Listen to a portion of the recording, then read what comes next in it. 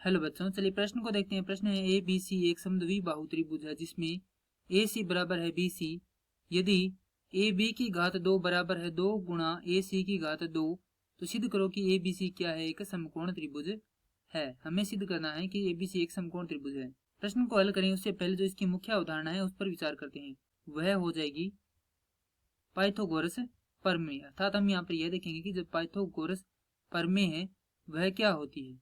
तो पाइथागोरस प्रमेय हो जाएगी किसी समकोण त्रिभुज में कर्ण भुजा का वर्ग शेष दो भुजाओं के वर्गों के योग के बराबर होता है।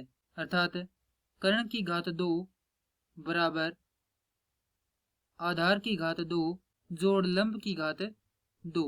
हमें क्या दिया गया है, एबीसी एक समद्विबाहु त्रिभुज दिया गया है। तो यहाँ पर क्या करेंगे, हम एक त्रिभुज बनाएंगे। इस प्रकार से हमें एक त्रिभुज दिया गया है जिसका नाम है ए बी और सी, जिसमें ये दो भुजाएं क्या है, आपस में बराबर है। तो त्रिभुज ए सी बी में ए बी की घात 2 बराबर है 2 गुणा ए सी की घात 2, अर्थात ए बी की घात 2 बराबर है ए सी की घात 2 जोड़ ए सी की घात। अब हमें प्रश्न में दिया गया है ए सी बराबर है बी सी, अर्थात इन दोनों में से किसी भी एक भुजा को हम क्या लिख सकते हैं, बी सी लिख सकते हैं।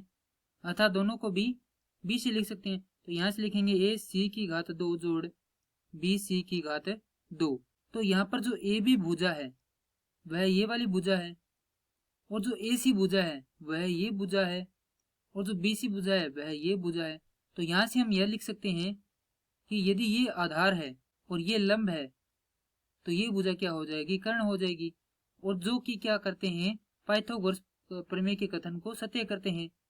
तो यहाँ पर लिख देंगे पाइथागोरस प्रमेय से त्रिभुज ए बी सी एक समकोण त्रिभुज है, क्योंकि एक तो ये भुजा सबसे लंबी है इन दोनों भुजाओं में।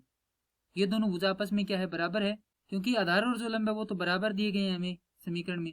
और जो ये वाली भुजा है ए बी, ये क्या है, बराबर नहीं है, अर्थात ये क्या है, इन दोनों से बड़ी है। इन दोनों के योग से बड़ी नहीं है, केवल इन दोनों से बड़ी है। अर्थात ए सी से बड़ी है ए बी और बी सी से भी बड़ी है ए बी। तो सबसे बड़ी भुजा कौन सी, ए बी है, तो इसे क्या मान सकते हैं, अपने कर्ण मान सकते हैं। बाकी दो भुजाएं बच गई, उनमें से एक आधार है और एक लंब है, दोनों बराबर है। और पर पाइथागोरस प्रमेय के कथन को सत्य करें, अर्थात हम आपसे कह सकते हैं कि कौन सी बराबर क्या है, 90 डिग्री है।